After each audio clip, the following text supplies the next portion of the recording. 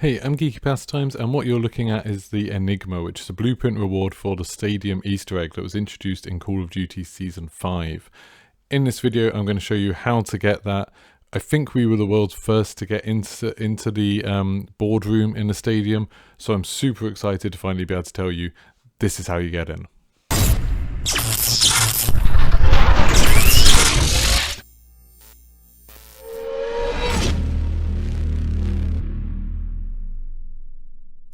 So to get into the boardroom in Stadium, you really only need to do a couple of things. It's pretty simple, but actually doing them is a lot more difficult. So what you want to do is land in Stadium with as many people as possible. I strongly suggest you do this in Plunder, but obviously it is possible in Warzone. It's like entirely up to you. What you need to do is split your team up across the different parts of Stadium. So there's 3 floors in Stadium really. There's the parking garage, there's the concourse, and then there's the executive level. I strongly suggest you put one person in the executive level, one person in the parking garage, and then 2 people going around the concourse, just because that's more likely where you're going to get fights and things like that, and there's more places to search on the concourse level, which is the center one. Once you land, what you're all looking for are access cards, which are these blue little glowing things that look exactly like the access cards that you use to get into bunkers. When you pick them up, however, these ones each have like individual names. One says P216, which is for the parking garage, one says CL19, which is the one for the concourse level, and one says EL21, which is the one for the executive level. Now, you can find these cards basically anywhere in the stadium. We found them in a parking garage, sometimes behind pillars, sometimes just below stairwells, things like that. We found them sometimes in a mop bucket, in the stands with the seats. You really do have to search everywhere. They don't spawn in boxes, so you don't need to open any boxes. And if you're playing Plunder, it's probably better not to open any boxes because you don't want to get a big target on your back because you've got so much money. But you do need to find these very quickly. They seem to despawn, and I'm not entirely sure whether they despawn after you've looked at them or whether they just despawn a certain time into the map. But we have confirmed that I had a card so I couldn't pick up another one. I left it there to go back to later, and when I came back it was completely gone. And other people have reported the same thing, that even with other people around, the cards seem to disappear quite quickly. So once you've found one of these cards, you need to go to the office that corresponds to the card you've got. You'll see in the bottom left next to your health bar, you'll see the code for the thing you've got. So again, it's P216 for the parking garage one, CL19 for the concourse, and then EL21 for the top floor for the executive level. If you're going to be going to the parking garage, if you've got that card, you need to go down to the lower bit of the parking garage where you go down the ramps, and then you'll find an office in the corner. You can open that door and use the computer there. If you've got the concourse one, you need to go to the bar in the stadium.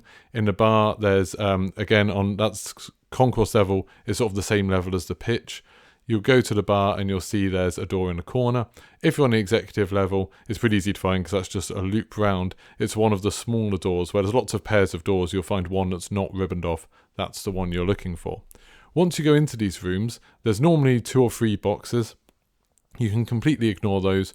What you're looking for is the computer. Now the computer is pretty simple. You activate it and it will show you 8 numbers or symbols in a sequence. Now it's really important you write these down. We use the notation that one of the symbols looks a bit like a nose, one of them looks like a house, and one of them looks a bit like a Chinese letter. So we call them nose, house, and China, which we abbreviate when we write them down to N, H, and C. So you write down that sequence of numbers, and you might get something where it says, 1, 2, 3, house, nose, China, 7, 8, something like that. And just write it down exactly as it is.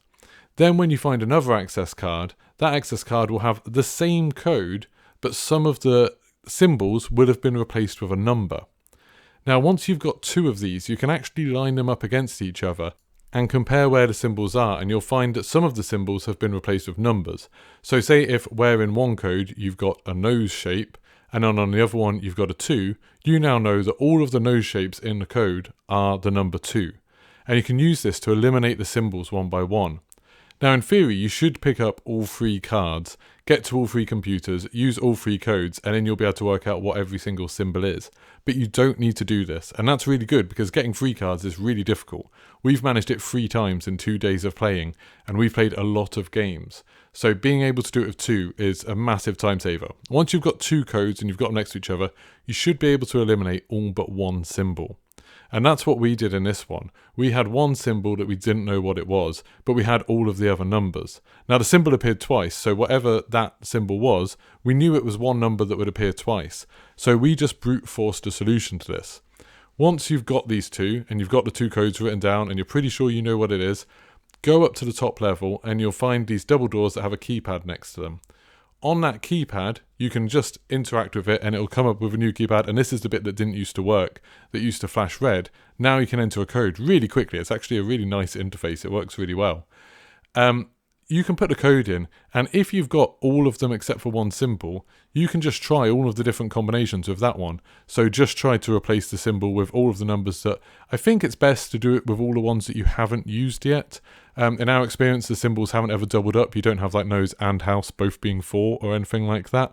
So try all the ones you didn't do. It took us 3 attempts to get the right one.